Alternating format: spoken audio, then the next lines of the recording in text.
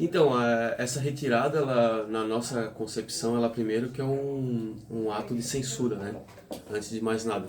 E depois que ela é um ato que passa por cima de uma instância muito importante. A gente tem as profissionais que atuam e que fazem essa análise, que são as bibliotecárias e os bibliotecários, que são os profissionais dessa área que fazem avaliação sobre o que entra, o que não entra, Que é como se adequado. dispõe, o que é adequado, onde que se localiza, onde que se classifica, né? E discutir o que é adequado e o que não é adequado já é algo do ponto de vista, tem que ser do ponto de vista técnico, obviamente, não a partir de outros princípios, né? Oi, Marco. E aí a gente, agora, inclusive ontem, a gente protocolou uma ação em conjunto com o deputado federal do PSOL, Ivan Valente, né, que é uma grande liderança na luta contra a censura, até porque, né, foi um censurado político, um perseguido político durante a ditadura e tem essa bandeira e essa atuação bem forte. A gente fez uma atuação com o pessoal nacional e ontem a gente protocolou o questionamento, né? Mas mais do que isso, classificando como censura, essa restrição a esses livros, né? Agora, não tem sido uma ação isolada, assim, sabe? Uhum. Porque essa ação ela vem junto com outras duas medidas que a gente também está tomando providências. Uma delas é obrigar que para a eleição das diretorias, das direções das escolas, tenha um quórum de 50% mais um da comunidade escolar votando. Isso é um absurdo, porque nem o nosso sistema eleitoral Sim. parlamentar exige 50% mais um. Essa é uma realidade. A gente, nenhuma eleição hoje formal, ela exige que para ser eleito tenha que ter 50% mais um dos aptos votantes, entendeu? Uhum. Então é uma problemática que já demonstra o interesse de indicar, porque se não alcançar o quórum, 50% mais um votantes, acontece que a eleição será por indicação direta do governo do estado, Uhum. entende? Então, assim, ao invés de falar, não, nós vamos fazer indicação direta, fez uma manobra do ponto de vista para se manipular como democrático, para que garante a eleição, mas é uma eleição que não garante a presença e a participação como normalmente faz. A gente também entrou com um decreto para assustar essa medida, que é um decreto legislativo da nossa autoria que está tramitando, inclusive tenho solicitado para que seja pautado na terça-feira, porque está tudo se planejando para as eleições na semana que vem, né? E também agora uma outra medida que é a, a possibilidade de municipalização de escolas estaduais nos municípios, né?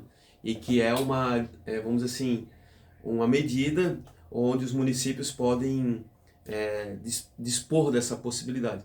E que mais uma vez vira um instrumento de troca de interesses entre o poder municipal e o poder estadual.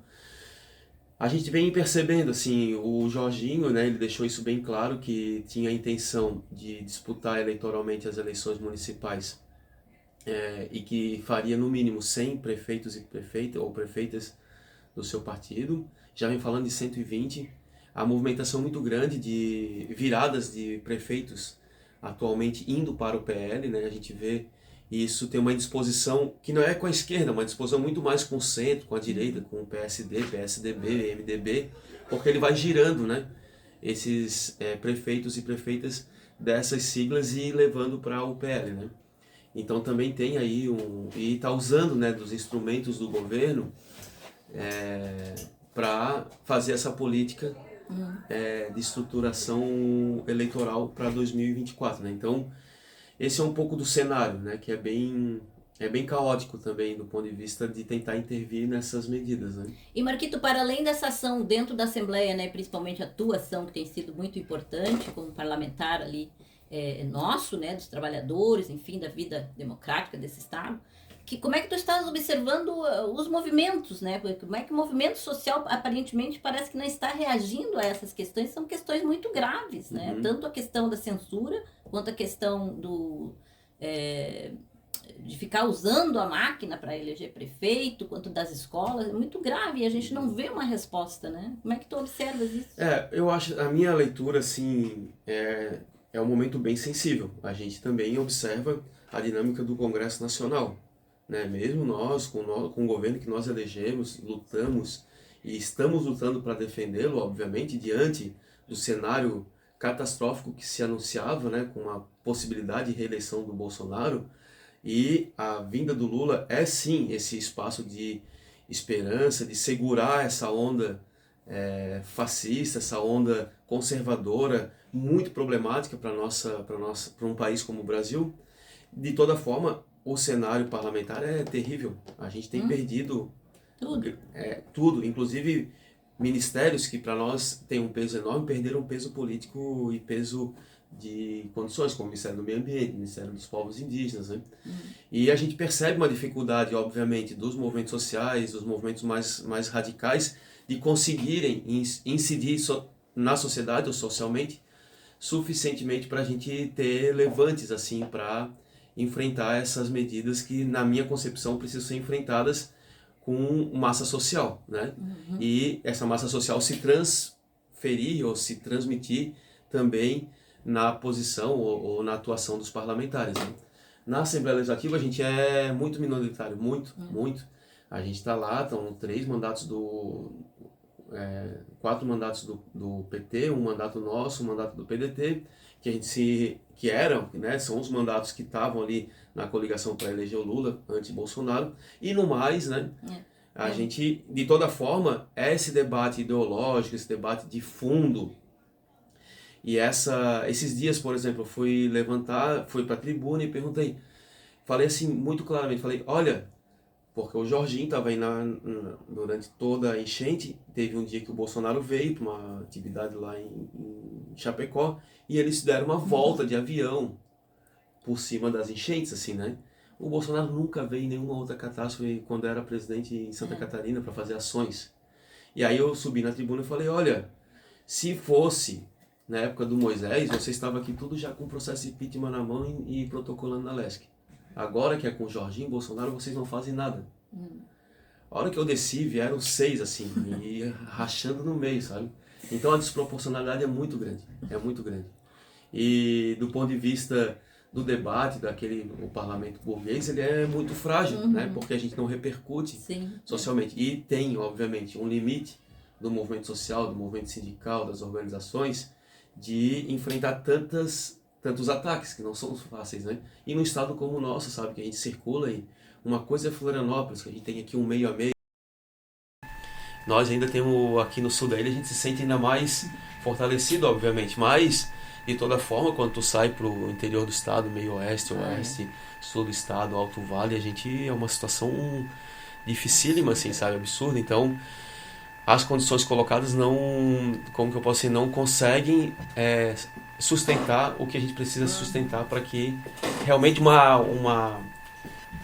um retorno de um governo neofascista, um governo conservador chegue, né, em 2026. Então também é um problema. A gente precisa, obviamente, sentar com os nossos partidos, nossas organizações sindicais, né, movimentos sociais, para pensar numa ação estratégica, assim. E olhando um pouco do que está acontecendo na América Latina, na Europa, no Oriente Médio, a gente precisa olhar para esse momento, e que certamente é resultado também do momento que o capitalismo vive global, né? É resultado, assim, dessa... não tá tudo assim, né? Mas, enfim, o importante é que a luta segue, né? E eu queria, então, para encerrar a nossa entrevista, que você pudesse falar um pouquinho aí da importância da nossa Rádio Campeche, né? Comemorando agora 1/4 de século. Muito legal. Quero primeiro parabenizar, né, todos e todas os amigos, né? Tem gente aqui, a Nancy tá aqui com a gente, são pessoas históricas aqui da luta social do Campeche, e a Rádio Campeche sempre foi isso, ela aglutinou esses lutadores e lutadoras, né, que sempre se dedicaram muito a fazer do Campeche um lugar também democrático, um lugar das diferenças, um lugar que discute a política, discute as políticas públicas, discute a intervenção do Estado, discute a importância, né, de se pensar um outro modelo de sociedade. E a Rádio Campeche foi sempre esse espaço, né, primeiro de uma voz, né, o Campo de Peixe mesmo, que é um programa que sempre trazia as atualidades do nosso bairro, as lutas do bairro, as lutas da cidade, as lutas do país, as lutas da América Latina, né, e sempre nesse momento tão oportuno, que era sábado de manhã, que tu pode ouvir. Depois Os espaços, assim, como também foram construídos, né? A próprio espaço físico, né? Tem uma bioconstrução, uma rádio de uma bioconstrução nessa luta. E para mim, que sou morador aqui da região, moro no Morro das Pedras há 22 anos, eu fico muito realizado, porque é a rádio que a gente sempre teve uma relação e aglutinou algumas lutas e referências do bairro. Então, quero parabenizar, sei que não é fácil, né? Esse último processo eleitoral demonstrou isso, né? O quanto que muitas lideranças, né, Elaine, assim, também estão cansadas, né, desse processo, dessa dedicação. A rádio também sempre teve uma sustentação do movimento sindical, né? Sindicatos sempre foram importantes aqui para poder garantir o espaço físico, a infraestrutura, né? As próprias pessoas que circulavam também estavam ligadas a movimentos sociais e movimentos sindicais, né? Então, a importância assim de a gente ter espaços que fazem no mínimo um contraponto e no mínimo uma posição mais estruturada da esquerda, né, de uma sociedade onde o horizonte é o socialismo, né? Então, acho isso bem importante. A gente fez questão de protocolar um requerimento na Assembleia Legislativa para ceder uma moção de aplausos à Rádio Campeche para todos e todas, né? A gente conseguiu aprovar e aí eu também vim aqui entregar esse reconhecimento, é o mínimo, né? Mas também para nós significa muito. Então, quero me colocar também à disposição e quero aí desejar uma boa gestão, né, dessa nova diretoria também, que está aí, né, assumindo diante de todos os limites, né? E contar com a gente também, com o mandato. A gente tem, obviamente que mandatos são estruturas, são aparatos que podem também estar à disposição mais presente assim nessa construção.